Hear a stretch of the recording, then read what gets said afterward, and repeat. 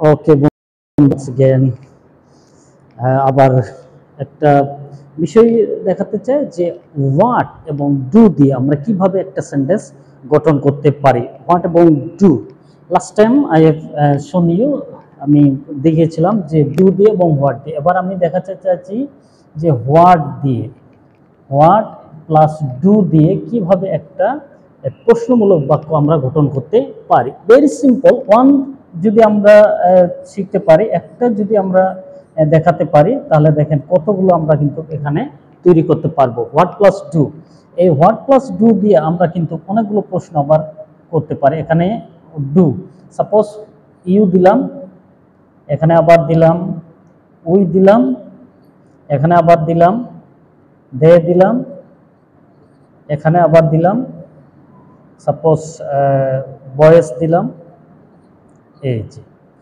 এইটা দিয়ে আমরা কিন্তু করতে পারি। আবার এখানে আমি দেখাচ্ছি যে এগুলো সব আমরা কিন্তু বিভিন্ন অনেকগুলো সেন্টেন্স আমরা কিন্তু গঠন করতে পারবো এখানে। তাহলে হোয়াট ডু ইউ ডু, এটা দিলাম what do you do.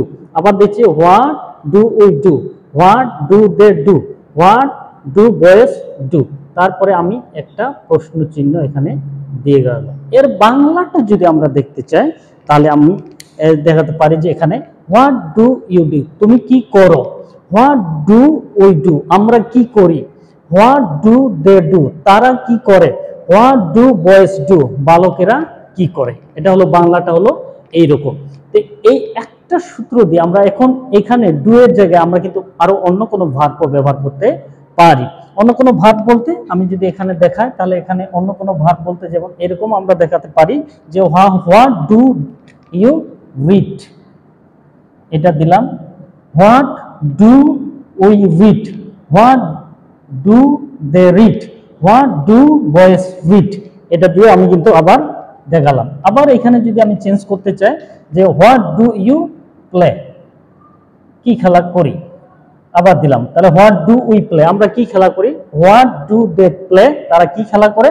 What do boys play, বালকরা কি খেলা করে। এই একটা স্ট্রাকচার দিয়ে অনেকগুলো সেন্টেন্স কিন্তু আমরা অনেক সহজে গঠন করতে পারবো।